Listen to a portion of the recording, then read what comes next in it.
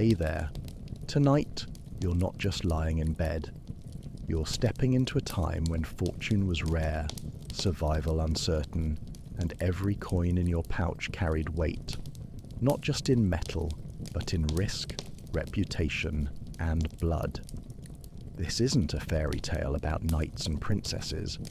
This is the real Middle Ages, the world behind the velvet curtains, past the torchlit halls, where money moved silently through the hands of men and women who didn't always wear crowns. And you? You're one of them. Tonight, you won't till the fields or scrub a pot. You won't beg for alms or stand ankle-deep in mud.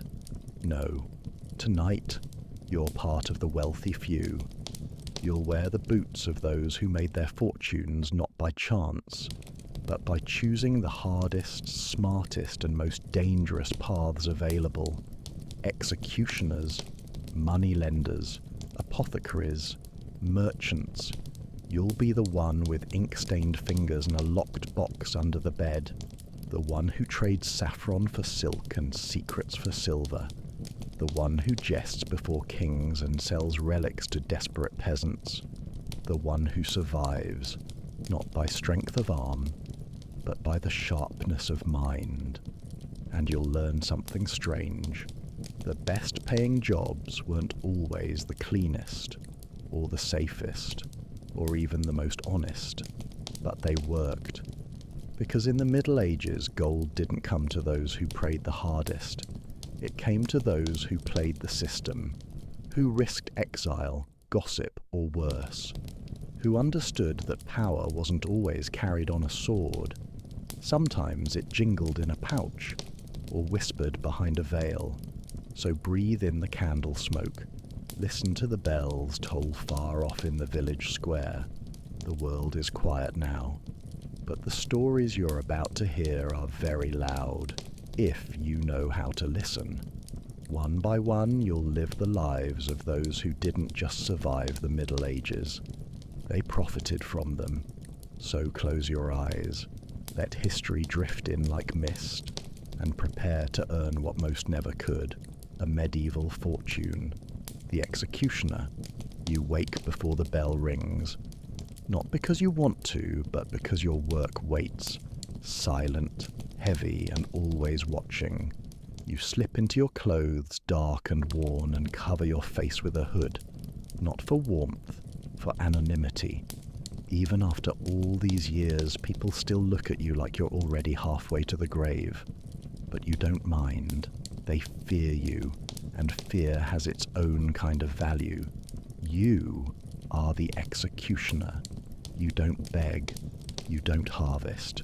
You don't kneel before a noble hoping for coin. You have a guaranteed salary, paid in silver, sometimes in land, sometimes in extra bread and ale rations. The crown pays well for a man who can end lives cleanly.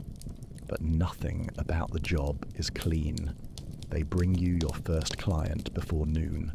A thief, hands bound, eyes wide. He doesn't scream until the second strike. The first only bruises bone. You know how to swing, of course. You've practiced, but heads don't always fall neatly. Flesh is stubborn. Spines are cruel. Still, the crowd cheers. They don't cheer for you.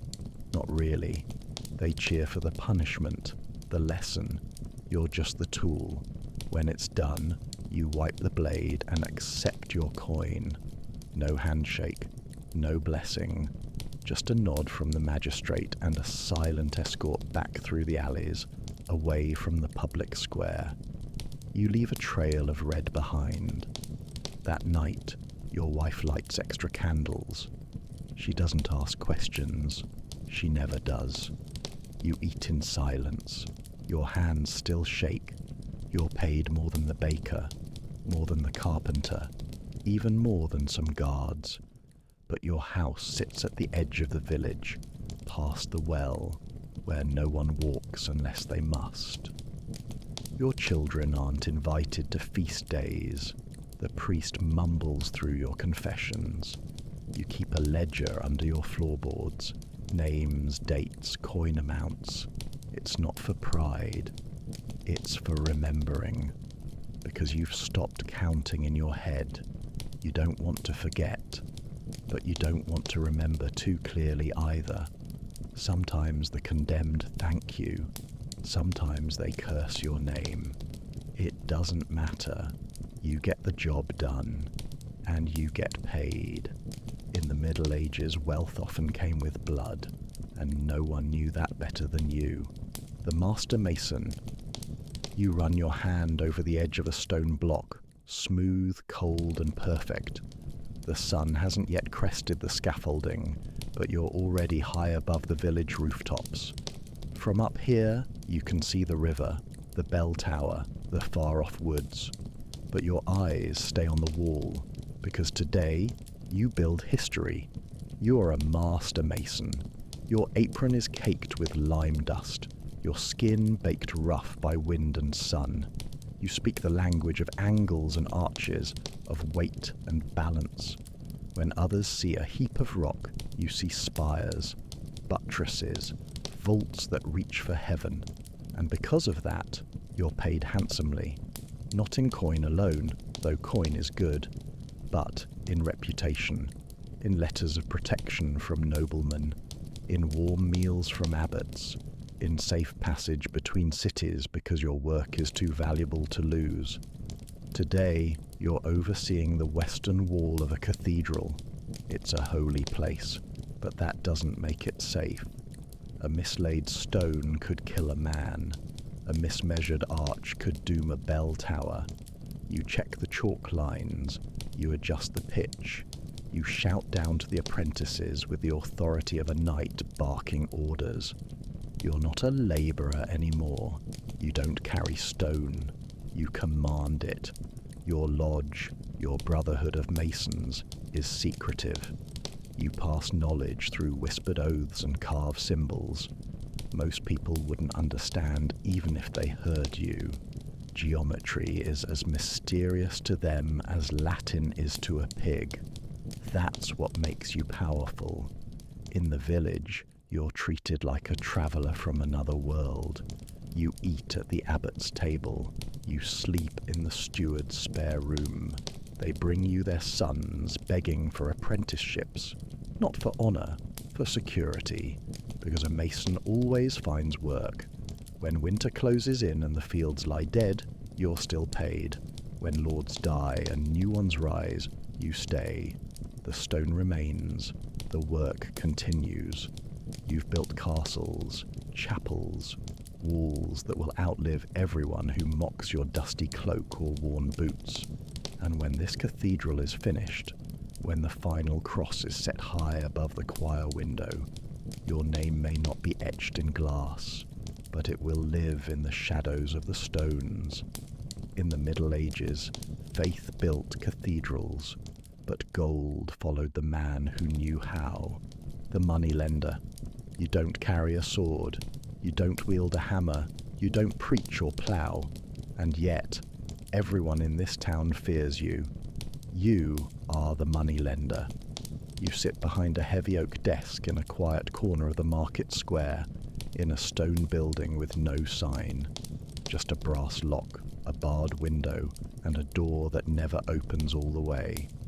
No one makes eye contact when they walk past, but when their luck runs thin, they all come knocking.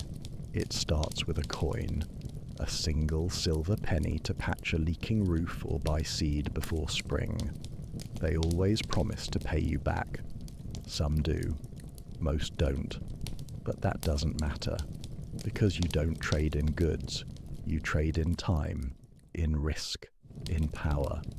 You know the value of debt better than a noble knows his own coat of arms. Each loan is written down in a thick ledger with iron clasps, names, sums, promises. You keep it locked in a chest beneath your chair, the one no one ever sits in, not even you. That chest has ruined families, and it has made you rich. Your wealth doesn't look like a crown. It looks like silence. You wear plain clothes. You don't drink in public. You keep your coins close and your allies closer. The priest calls your trade unchristian, but he's borrowed from you before, for candles, for repairs, for the kind of wine the bishop expects. You've loaned to bakers, blacksmiths, even knights, and when they fail to pay, you take land, tools, livestock, sometimes sons. You're not cruel, just exact. Your terms are clear. It's the world that's unfair, not your ledger. You pay guards for protection. You pay scribes for silence. You pay runners to carry messages faster than horses. And when the plague comes or the harvest fails, you don't beg for bread. You own the mill that makes it. Everyone hates you until they need you. Then they smile through their teeth.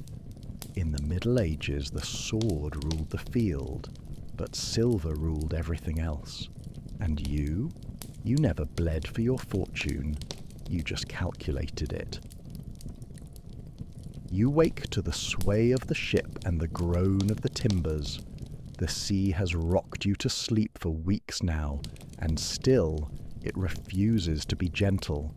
The salt burns your lips. The wind has turned your cloak stiff.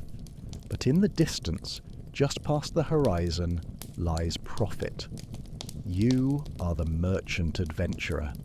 And while others measure wealth in acres, you measure yours in spices, silks, and rumours from distant shores. You didn't inherit your fortune. You chased it.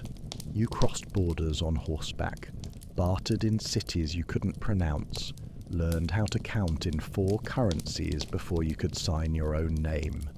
You sail not just for goods, but for advantage. You know where nutmeg grows, where pepper pours from burlap sacks in open markets, and where men will kill each other over a crate of cloves. Because spices are not luxuries. They are weapons, coins, tokens of power. The nobles back home would sooner go without wine than without your cinnamon, and they pay you for it. When you dock, your crates are guarded like gold. Your boots hit the stone of foreign harbours, Alexandria, Constantinople, Venice, and you walk like you own every grain of sand on the dock, because for the next hour, you do. Everyone wants what you've brought. Glass from Bohemia, wool from Flanders, dyes from the Levant, dried fruits, oils, jewels, exotic, colourful, rare. You make your fortune not by hoarding, but by moving, and quickly. You bribe customs officials. You lie when needed. You flatter guards with trinkets and slip coins into the sleeves of silent monks. You once negotiated a trade deal while being held at knife point. You walked away with the better end of it. Back home, they call you wealthy. But they don't know the rot in your teeth from long voyages, or the friend you buried at sea. They see silk, not scars. They toast your name, never knowing you've barely slept in a real bed in years. You eat well, you dress well, but always with one eye on the wind, because a single storm can erase everything.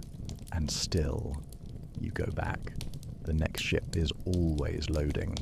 The next port is always calling. There's talk of saffron in Cyprus, indigo in India. You can almost smell the coin waiting for you on the docks. In the Middle Ages, trade wasn't just business. It was a blood sport, dressed in velvet and sealed in wax. And you? You were both hunter and prize, the court jester. The bells on your cap jingle as you step into the great hall, and every eye turns to you, including his. The king. His mood today is unreadable. One wrong word, one joke too sharp, and you might not be eating dinner tonight, or ever again. But that's the price of your job. You make kings laugh. And kings, as it turns out, pay handsomely for that. You are the court jester. But don't let the bright colours and painted grin fool anyone. You're no fool. You're the only one in this room who can speak the truth, so long as it's wrapped in laughter. You dance across a line that others don't dare approach, mocking bishops and dukes while they sit red-faced and fuming, because the king is laughing, and when the king laughs, the jester lives. You're paid not just in gold, but in access. You dine on roast boar, and drink spiced wine while scribes and knights beg for scraps. You sleep in a feather bed within earshot of royal secrets. You hear everything. You remember everything. That's what makes you dangerous. That's what makes you valuable. One moment, you're juggling apples. The next, you're twisting political gossip into rhyme and riddle.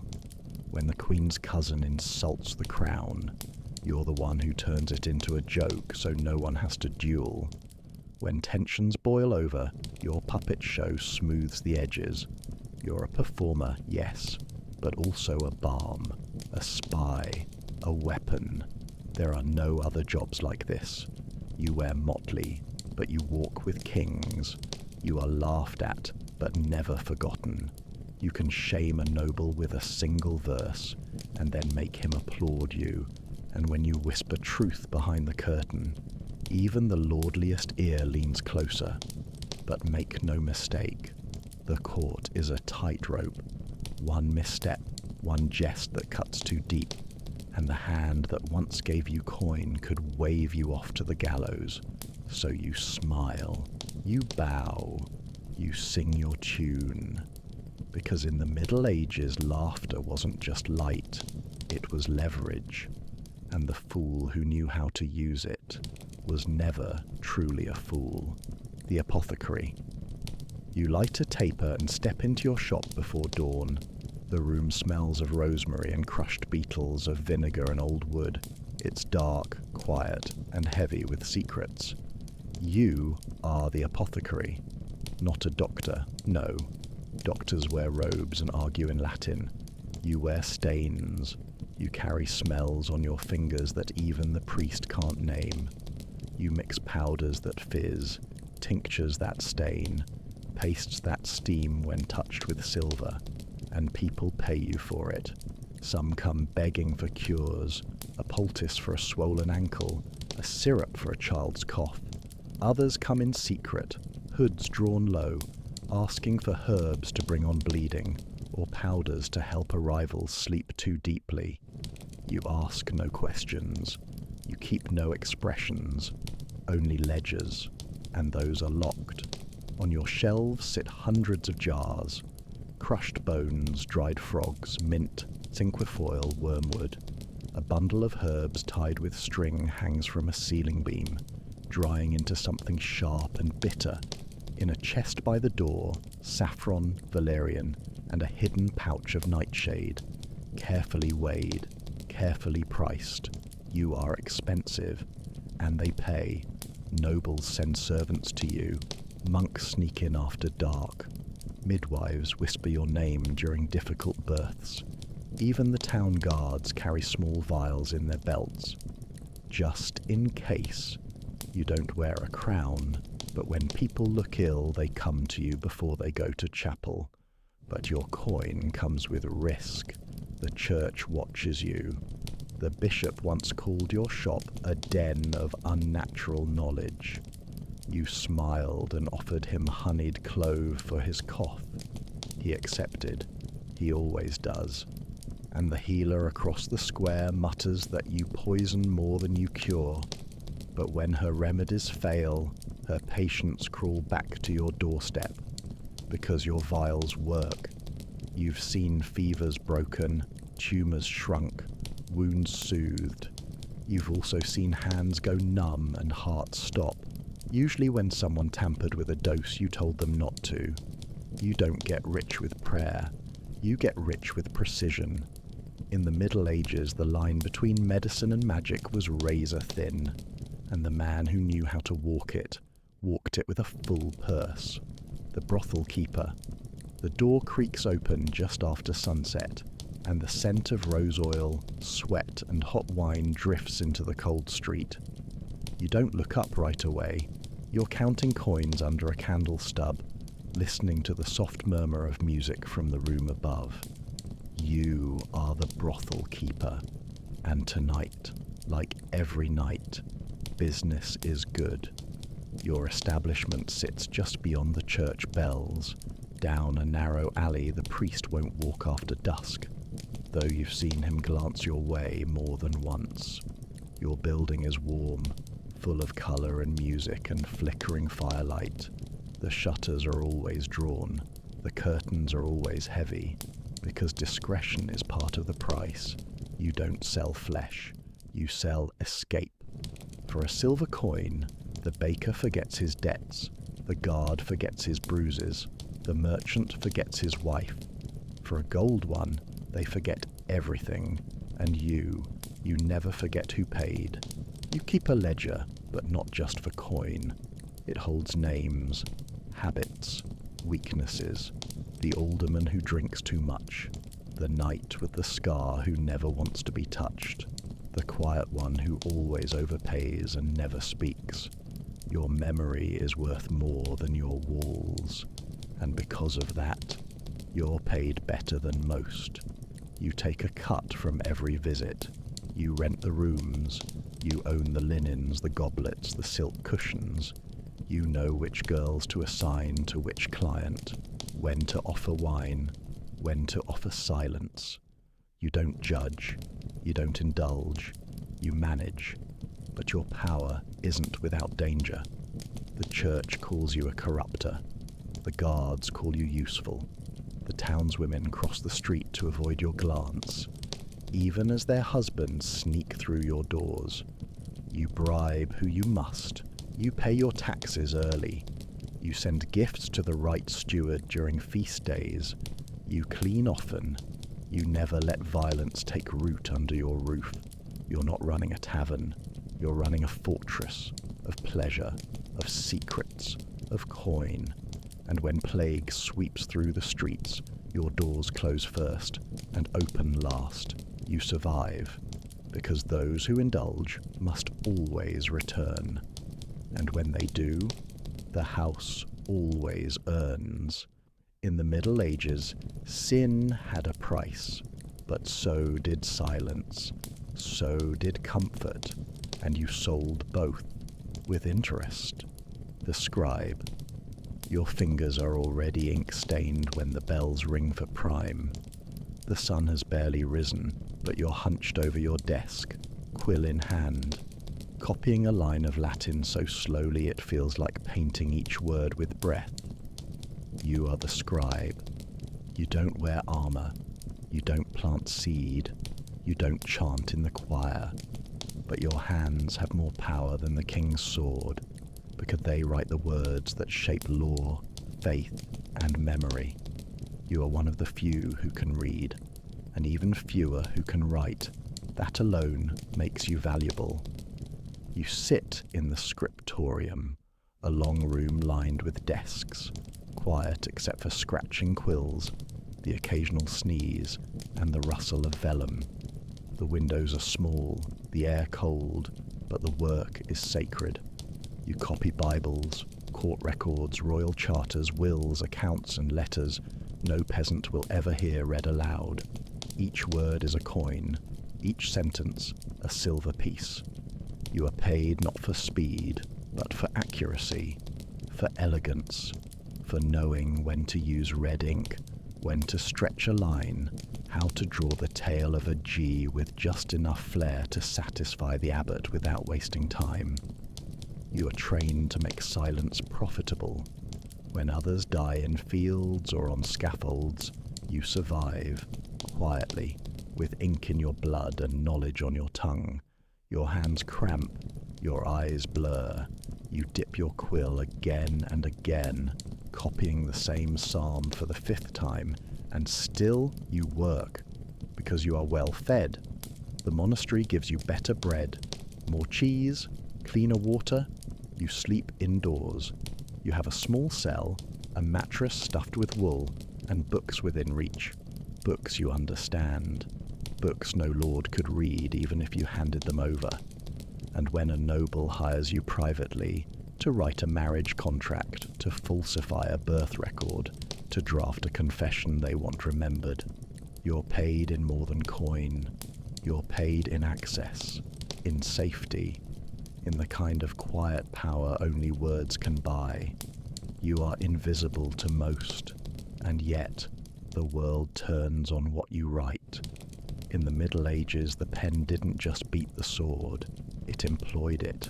The master cook. The fire's already roaring when you enter the great kitchen. Sparks rise like stars, and the scent of roasted meat, cloves and vinegar wraps around you like a cloak. You roll up your sleeves and step into the heat. You are the master cook. Not a kitchen boy, not a village baker. No, you serve lords, dukes, sometimes kings. Your hands never hold a plough, but they hold the fate of feasts that shape alliances, marriages and peace. And for that, you're paid more than are most knights. You don't cook for hunger. You cook for spectacle, for applause, for diplomacy. Each dish is a performance. Peacocks with feathers reattached after roasting. Pastries shaped like castles. Fish dyed with crushed herbs to match a noble's banner. You feed the eyes first, the tongue second, and when your platter lands on the high table, all conversation stops. You know which spices dazzle: saffron, mace, grains of paradise. All so rare they must be locked away each night. You control the pantry like a treasurer. You dictate who stirs what, how long the meat rests when the almonds are crushed. Your staff is large, and every one of them answers to you. You don't shout, you whisper, and they jump to obey. Your salary is more than generous. You receive coin, of course, but also clothing, jewels, a silver goblet from a grateful lord. Sometimes a promise: come with me to my next court, and I'll double your fee. You could travel with your skill alone, or retire early, open your own tavern, and fill it with lords who remember your sources. But this world is also dangerous. One bad dish, one undercooked bird, one stomach turned sour, and suddenly your name is on everyone's tongue for the wrong reason.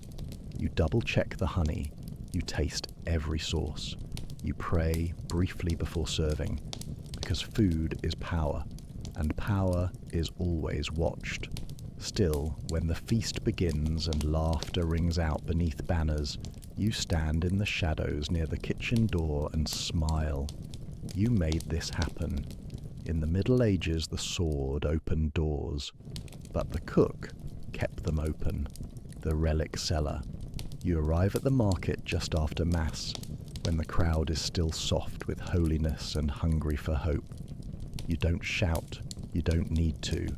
Your cart speaks for you, laid upon velvet, a cracked finger bone in glass, a scrap of linen touched by a saint, a thorn, just one, from the crown itself. Or so you say. You are the relic seller, and in an age where sin is constant and salvation is scarce, you sell peace of mind by the ounce. The priest scowls as he walks past, but he says nothing. Not because he believes you, but because he's bought from your kind before. They all have. You're not a heretic. You're a businessman. And business is divine. A farmer kneels to see your collection. His daughter is ill, fevered, eyes rolling. He begs for something to save her. You offer a splinter from the true cross, wrapped in parchment, sealed with wax. He weeps. He pays. You don't weep. You learned long ago that truth is flexible, and the line between relic and rumor is blurred by desperation. You travel with vials of colored oil, fake scrolls with worn Latin, tiny bones from pigs and cats. But your show? It's perfect. You dress in humble robes. You speak gently. You quote scripture just well enough to sound holy. And when you lift a reliquary to the sun, even the doubters feel something stir. Miracles sell themselves. You charge by rarity, by story, by the glint in someone's eye when they think they've touched eternity. A tooth from St. Cuthbert, expensive. A tear from the Virgin Mary, carefully bottled. Even more. You once sold a piece of St. Michael's wing, twice. And you are rich, not flashy, never flashy. But your boots are strong, your cloak is dry, your purse is full. You eat better than most priests and sleep warmer than most merchants. And when you pass through town again a year later, they still remember you. Because the relic worked, or maybe it didn't. But she lived, and that's all they need.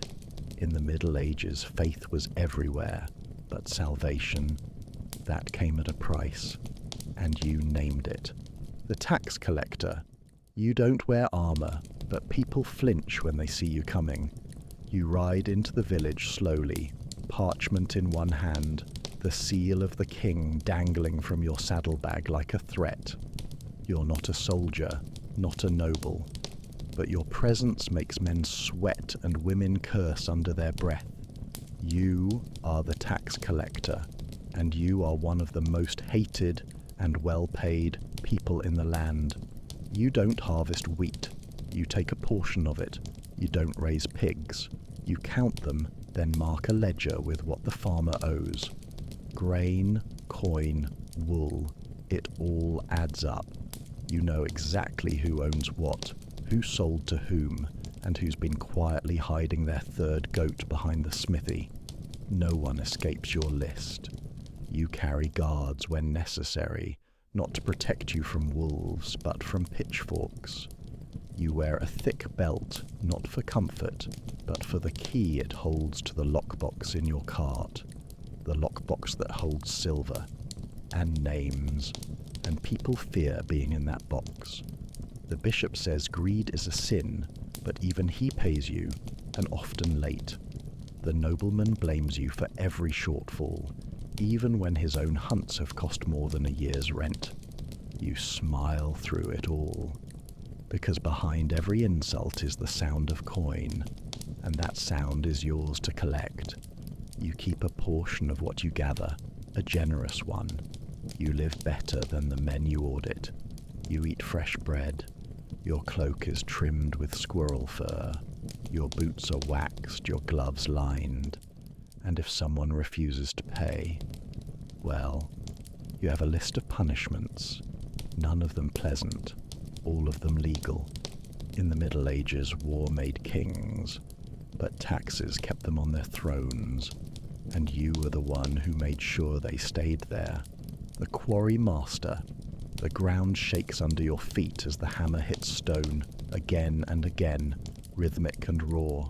The sun bakes your neck, dust clings to your skin, and still you shout orders across the pit. You are the quarry master. You don't carve the cathedral. You dig the bones from the earth that build it. Without you, there's no church, no castle, no city wall. You know limestone from granite, can feel cracks in stone with your palm, and judge the worth of a slab by the way it sings when struck. And because of that, you're paid like a lord. Your crew is loyal and brutal. They fear you more than rock slides. You set the schedule. You choose the tools. You command the men who risk their lives every hour just to bring up more stone. You pay well. You expect more, and your stone always arrives. You bribe wagon drivers to avoid toll roads. You sell scraps to merchants for cornerstones and door lintels.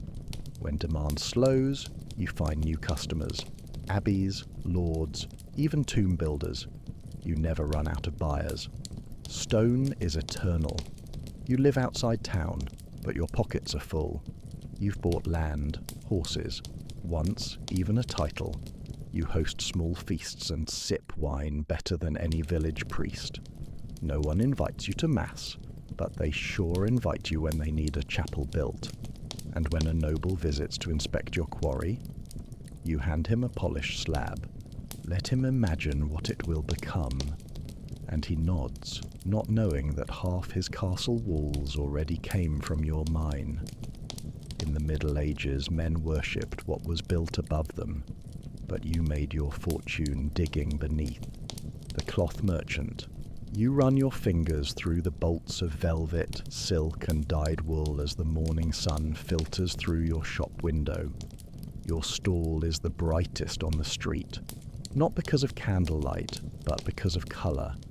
You are the cloth merchant, and your fabrics can buy loyalty, love, and land. You don't weave, others do that. You don't dye, that's for apprentices. You choose, you import, you negotiate. You know which family crest demands crimson, and which bishop will pay double for cloth of gold. And you never sell cheap. Your clients don't haggle, they pose, they flatter. They ask which hue suits a coronation, which velvet makes a duchess look 10 years younger. You answer with a smile and a sample, and you quote the highest number that won't make them faint. They always pay. Because in the Middle Ages, clothing meant status, and no one knew status like you. You travel across cities with locked trunks. You carry dyes that would stain a man's hands forever. You understand the market, the mood, and the fashion of the court better than some tailors. Your fabric is your fortune, and your fortune is always growing. You dine with nobles. You are paid in coin, rings, even land. Your name is whispered in guild halls and behind bedroom curtains. A rich woman once offered her necklace for a bolt of sapphire silk, and you took it, then sold the silk twice. You built your wealth not with thread, but with taste. And in a world obsessed with appearances, you were the one selling the illusion. The bell founder. The furnace roars like a beast in heat, and you wipe sweat from your brow as the molten bronze glows inside its mold. You've spent days preparing for this moment, measuring, mixing, casting with hands as steady as a priest's during Mass. You are the bell founder, and each bell you pour could feed you for months. You don't just make sound, you shape time. Towns wake to your bells, peasants pray by your bells, nobles are buried to the toll of your work. Your name is etched into bronze, not visibly but invisibly in the pitch, the tone, the echo. And that sound is priceless. You are hired by cities, abbeys, even foreign kings. Your furnace is your altar. Your moulds, massive and complex, are guarded like secrets. If one cracks, the job is ruined. If the tone is wrong, you start again. But when it's right, you're paid in sacks of coin, in land, in the weight of your creation. Bell founders are rare. Fewer still are good. You travel with apprentices and wagons, your tools rattling like armor. You don't beg for work. It comes to you, always. And when the bell finally rings from its new tower, the village cheers. But you're already packing for the next forge. The barber surgeon. You set your blade to the skin and brace the man's head. His mouth is open in a silent scream. Blood runs into the bowl below. You don't flinch. You don't blink. You are the barber surgeon. Not just a barber. Not just a surgeon. You bleed. You pull teeth. You lance boils, set bones and trim beards. Sometimes all in one visit. And people pay you for it. You keep your tools in a red leather roll. Razors, scissors, scalpels, hooks. You boil them between uses, if there's time. You learn as you go, from wounds, from failures, from watching what doesn't kill them. The church frowns on you, physicians scoff, but their treatments are words. Yours are real. And when the noble son falls from a horse, or the priest's leg turns black, they don't call the university. They call you. You smell of soap and iron. You wear a leather apron that never stays clean. You take payment in coin, eggs, or silence. You don't ask too many questions, especially when they come at night. You hang a pole outside your door, red and white, so everyone knows. Blood and bandages here, a place of healing, a place of pain and profit.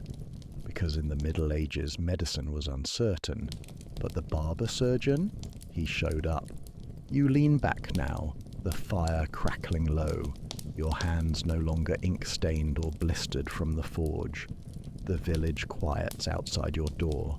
The markets have closed, the bells have rung, the lords, the jesters, the scribes, the masons, all have disappeared into shadow. And so have you, for tonight you've lived a dozen lives. Rich ones, hard ones, strange ones. You've swung the executioner's axe and carried the merchant's spices. You've tasted the fear of the moneylender and the thrill of the jester's final punchline. You've slipped through the alleys of brothels and crouched in the silence of a scriptorium. You've measured stone and sold relics. You've poured bronze, sharpened razors, stitched wounds and balanced ledgers. And through it all, you've been paid. More than the ploughman, more than the miller, sometimes even more than a knight. But now that the coins are stacked and counted, you have to wonder, was it worth it? Because gold came at a cost. The executioner walked alone. The apothecary was feared like a witch. The jester's tongue was always one jest from the noose, and the merchant never stopped chasing the next ship before the last one docked. Yes, these jobs were rich in coin, but rarely in peace. There was no safety net, no retirement, just the next order, the next tax, the next vial to mix, bell to cast, or secret to keep. Every coin came with a name, every title came with a risk. And yet, it was these people, these quiet, clever, sharp-handed souls, who kept the medieval world spinning. They weren't always noble, they weren't always holy, but they knew the weight of silver, the sound of a locked door, the rhythm of a good trade, and in a world where famine, plague, and steel were never far behind, they survived. As the embers dim, you can almost hear the rustle of parchment, the splash of wine into a goblet, the clang of hammer on bell metal, and in that moment, as you drift off, you understand something very few did back then. In the Middle Ages, to be rich wasn't just about what you earned, it was about what you risked to earn it. So rest now, traveller. The market is quiet, the ink is dry, the gold you earned tonight was heavy, but well deserved. Sleep well,